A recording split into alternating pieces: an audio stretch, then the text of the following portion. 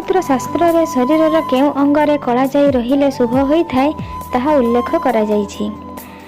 10टी स्थान एपरि अछि जोटी कला जाइथिले आपणक जीवन रे केबे धनर अभाव हेबो नाही। समुद्र शास्त्र अनुसार पेटरे थिबा कला जाई को शुभ माना जाय नाही। यह व्यक्तिर दुर्भाग्यर सूचक बोली माना जाए। एपरि व्यक्ति खाइबारे शौकीन होइथाय। जदि कला जाई नाभीर आखपाखरे थिबो तेबे व्यक्ति को धन समृद्धिर प्राप्ति होइथाय। जे व्यक्तिर पिठीरे कला जाई थाय सेही व्यक्ति रोमांटिक हेबा सहित धनवान हेबार सूचक होइथाय। एभलिया व्यक्ति बहुत इनकम करंती सत किंतु खर्च मध्य बहुत करिथांती।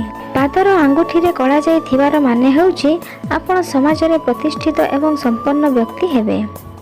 जो व्यक्तिर तर्जनी आंगुड़ी रे कला जाई थाय सेही व्यक्ति धनवान तो होइथांती ता सहित शत्रु मानक पई सर्वदा चिंतित रुहंती। जो व्यक्तिर नाभीर टिके तळे कला जाई थाय ताको धनर केबे कमी हुए नाही।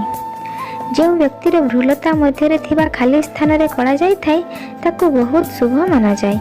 यह दाम्पत्य जीवन व्यतीत धन धान्य पाई मध्य बहुत भलो माना जाए। जो व्यक्तिर नाकर डाहाण पाखरे कला जाई थाय सेमानकर अल्प परिश्रम रे ही धनर लाभ मिली थाय एवं एही व्यक्ति माने भाग्यशाली होइथांती। जो व्यक्तिर थोड़ी रे कला जाई थाय सेमानंको केबे धनर अभाव रहे नाही काहेकि ना एमानंक इनकम रो साधन सब बेले बनी रही थाय। अनामिका आंगुठीर मझिरे कला जाइथिबा व्यक्ति धनवान एवं यशस्वी होइथांती। कानी आंगुठीरे कला जाइथिबा व्यक्ति संपत्तिशाली तो होइथाय किंतु सेमानंक जीवन उपरे सब बेले अशांति और असुविधा बनी रही थाय। आपनको जदि ए वीडियोटी भलो लागिला तेबे लाइक करिवे, शेयर करिवे एवं सब्सक्राइब करबा को भूलिबे नाही।